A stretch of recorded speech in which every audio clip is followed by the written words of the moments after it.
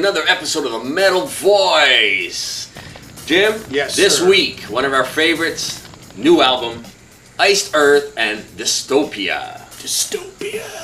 You know, Jim, new vocalist, Matt Yes. Barlow, changed, came and went. They got Ripper Owens, he came and went. Now they got a new guy, and I think when you say, okay, why again? Why are we changing again? And the new fellow is a Canadian Stu Block. Canadian. Formerly of Into Eternity. Yes. And he calls himself a hybrid vocalist, which He is means a I hybrid. can do the classic metal, I can do the death metal, thrash metal voice, I Yeah. can do the growling, and I can do power metal. And if you heard some of his stuff with Into Eternity, you're like, ooh, where's John Schaefer going with this guy? I was What kinda direction? worried there. Yeah, exactly. But I think he pulls it off. Is he a new Bruce Dickinson? Is this a new discovery? I'm happy. I was just You're happy, Jim? I'm happy glad. about this. If you're Stu. happy, I'm happy about I'm Stu. happy. First of all, he's Canadian. That's number one. Right? Okay. Number two, versatile. That's the word that we need to use here. Versatile. Is this Ripper? Is this Matt Barlow? Who is this? I mean, half the songs sound like Ripper, right? That high screaming falsetto. He's very proud of his falsetto, Jim. Very good point. That's right. And then the other songs, Matt Barlow is a little deeper, more baritone-ish, more death growls, Right. we'll call it. But versatile. He could do the soft, he could do the powerful, and he could do those screams. And I think if we look at End of Innocence, one of the strongest tracks off Yes. this new album, you can see that full range. Yeah. I agree. I mean, just to mention some great tracks off this album, Dystopia. That's like the Ripper song of the album. Anthem. That's a pure Iced Earth, Exactly. melodic, great song. And Boiling Point. Ripper again. Just for Anthem, sorry to interrupt you, but Anthem for me brought me right back to Glorious Burden. Yeah, like where that's the it. choruses remind me a lot of When an Eagle Cries. Yes. So you've got that classic influence in a new sounding vocalist. Yes. Again, you want to go on to some other ones? Some Sure. particularly V. strong ones? V. V I thought for it was- Vendetta. I thought it was for Victory, but it's actually for Vendetta. Yeah. Great.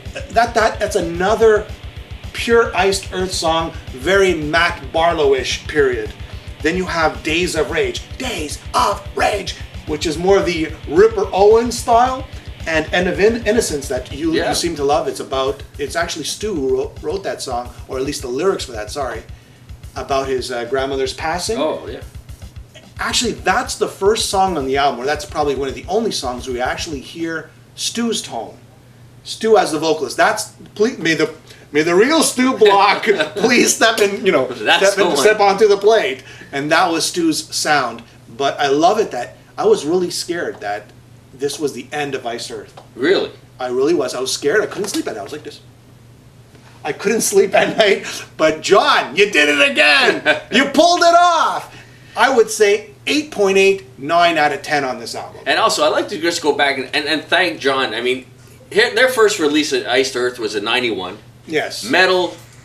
Hair metal was reigning, but even they were declining because they've got the grunge whole movement was coming in.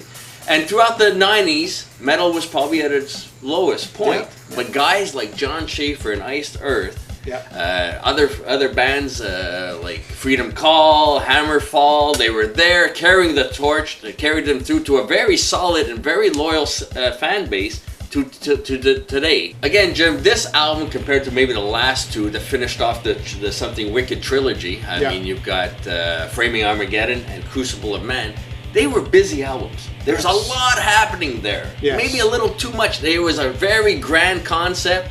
Yeah. In fact, there's even 2 spillovers from that whole trilogy, that whole concept onto this new album. Yes. And I'm listening and I'm trying to, there's backing vocals, there's just a lot going on. Yeah. Whereas this, I think they scaled back a little bit. I You agree. still got the classic Iced Earth sound, maybe modernized with this new vocalist, Stu Block.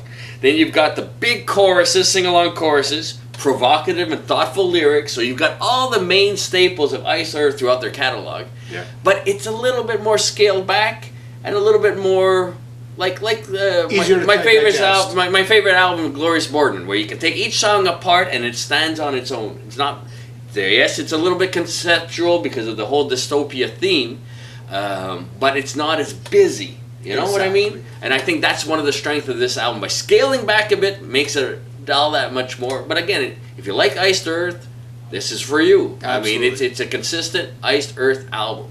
You know what? This album is great. Go out and buy it. 9 out of 10 from me. You heard it here first. 9 out of 10. Stu Block, Canadian, proud to be Canadian, is doing a great job.